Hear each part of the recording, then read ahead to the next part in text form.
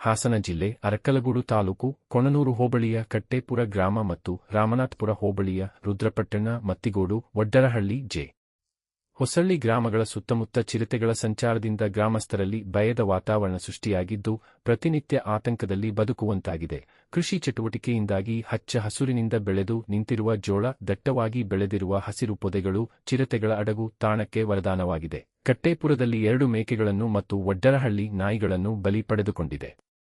ವಿಷಯ ತಿಳಿದು ತಕ್ಷಣ ಕಾರ್ಯಾಚರಣೆಗೆ ಇಳಿದ ಅರಣ್ಯ ಇಲಾಖೆಯವರು ಕಟ್ಟೇಪುರ ಮತ್ತು ವಡ್ಡರಹಳ್ಳಿಯಲ್ಲಿ ಬೋನುಗಳನ್ನು ಇರಿಸಿ ಚಿರತೆ ಹಿಡಿಯಲು ಸಂಚು ರೂಪಿಸಲಾಗಿದೆ. ಕೆಲವು ದಿನಗಳ ಹಿಂದೆ ಹರಳಹಳ್ಳಿ ಸಮೀಪ ಸುಮಾರು 100 ಎಕರೆ ಅರಣ್ಯ ಪ್ರದೇಶವನ್ನು ಕಟಾವು ಪ್ರಕ್ರಿಯೆ ಆರಂಭಿಸಿದ್ದು, ಇದರಿಂದ ಗಾಬರಿಗೊಂಡಿರುವ ಕಾಡು ಪ್ರಾಣಿಗಳು ಅಕ್ಕಪಕ್ಕದ ಗ್ರಾಮಗಳತ್ತ ಹೋಗುತ್ತಿದ್ದವು.